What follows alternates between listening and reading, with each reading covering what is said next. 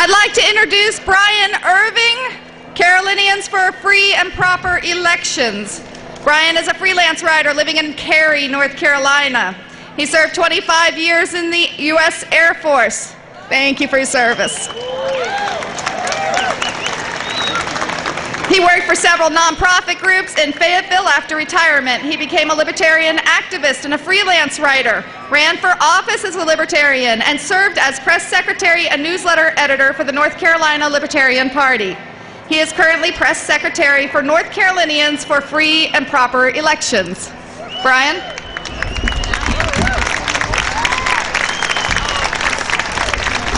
I don't know, but Bill Randall's a hard act to follow. I'm sorry to say that.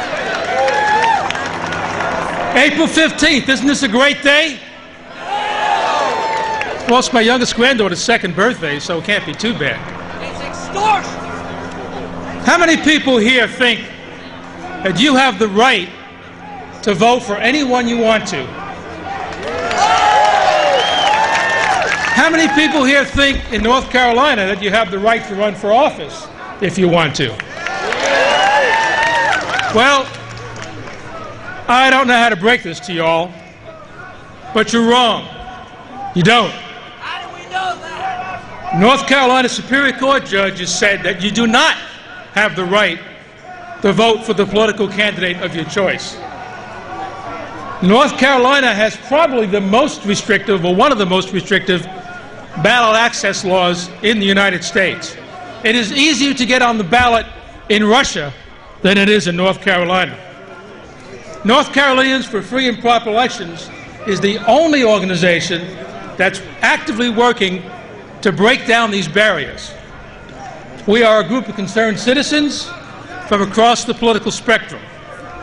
We're constitutionalists. Constitution Party has a table out there somewhere. They're collecting signatures to get on the ballot. Over there, okay.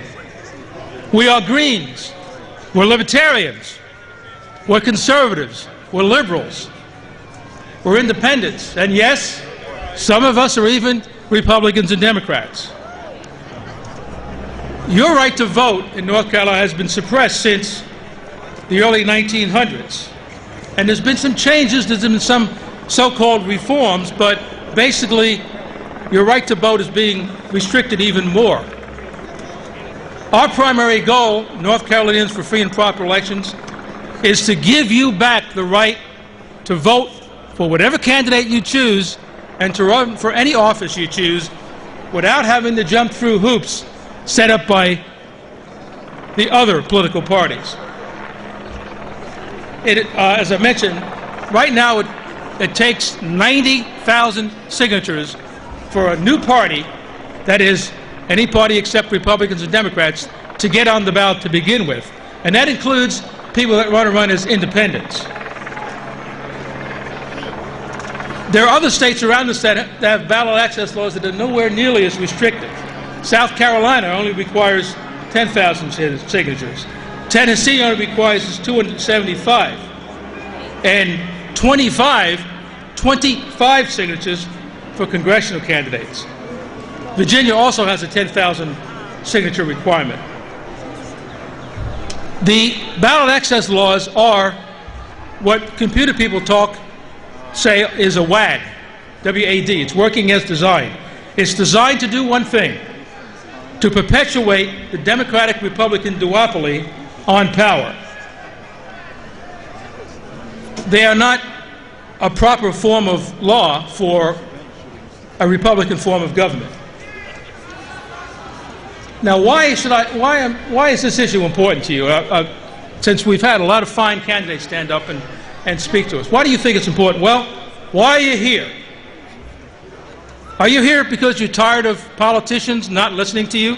Yeah. Are you here because you're tired of soaring taxes and skyrocketing government debt that's going to burden your children, your grandchildren, and your great-grandchildren? I know I am.